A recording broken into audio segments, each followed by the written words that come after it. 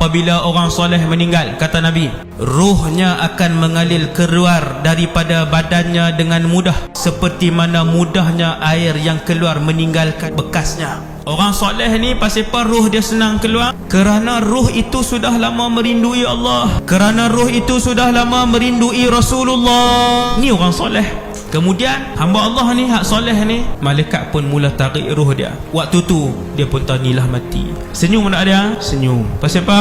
Seronok nak jumpa Nabi SAW.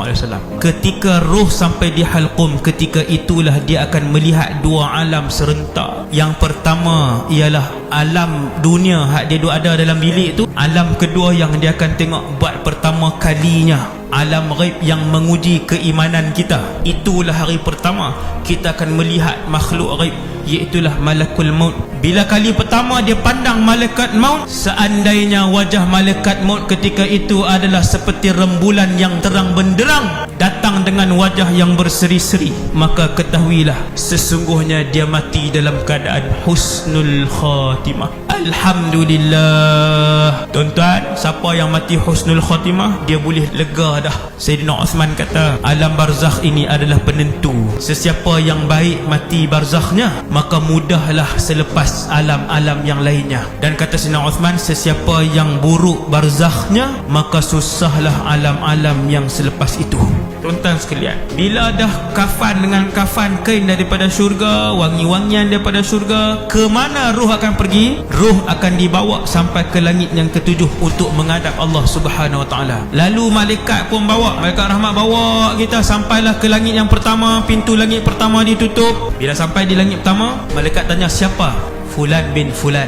Cek nama, ada. Dibuka pintu langit, lalu diseru lelaki ruh yang baik ni dengan satu nama yang paling mulia di atas muka bumi Allah. Lalu tersebarlah bau wangi lelaki ni. Seluruh penduduk langit bau. Mereka kata, siapa ni manusia yang mulia ni? Malaikat tu pun jawab, Fulan bin Fulan. Nama kita. Naik langit apa semua, sampai langit 7. Allah Subhanahu Wa Taala puji dia.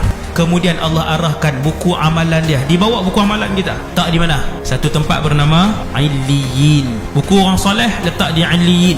Habis letak di situ, kembalikan dia. Pergi ke mana? Alam barzakh. Turun balik daripada langit ke-7 tu, turun masuk bawah. Mayat kita, badan kita dimandikan, dikafankan, disolatkan, kemudian ditanam. Habis tahlil, talqin apa semua, orang pun dah tanam apa semua, orang pun akan tinggalkan kita. Kemudian lalu dia akan didudukkan oleh dua orang malaikat. Yang ni lah barzakh waktu tu.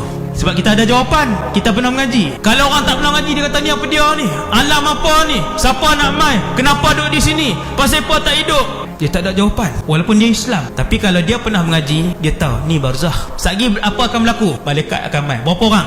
2. Siapa nama mereka? Seorang nama Munkar, seorang nama Nakir. Lalu dia pun datang. Soalan tahu lagi? Semua orang tahu dah. Man Rabbuka? Maka lidah dia yang fasih, kerana dia orang soleh. Lidah dia yang fasih akan jawab, Rabbi Allah. Malaikat seri muka. Malaikat tanya, ma dinuka? Lidah orang soleh yang fasih tadi akan jawab, diniyal Islam. Agama aku Islam. Siapa Nabi kamu? Nabi aku Muhammad. Akhirnya dia pun menjawab ke semua soalan. Setelah habis ditanya orang soleh tadi, dia pun lulus semua soalan. Akhirnya dia pun dipersilakan ke sebuah tempat dan negara yang indah. Nama negara itu adalah Raudhatan min Riyadil Jannah. Satu taman daripada taman syurga. Belum syurga lagi, tapi punyalah cantik.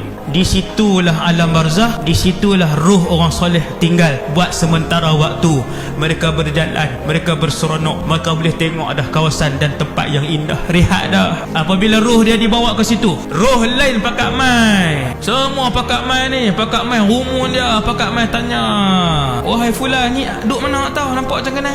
Ni mati elok noh, mati elok tu duduk taman syurga. Allahu Akbar. Berehat dah, boleh rehat dah. Hak nak susah, hak nak letih ibadah dunia saja. Yang sudah duduk di taman syurga tak pernah kebulung untuk kembali ni, nak mai alam hak penuh dengan penipuan dan hasad dengki ni.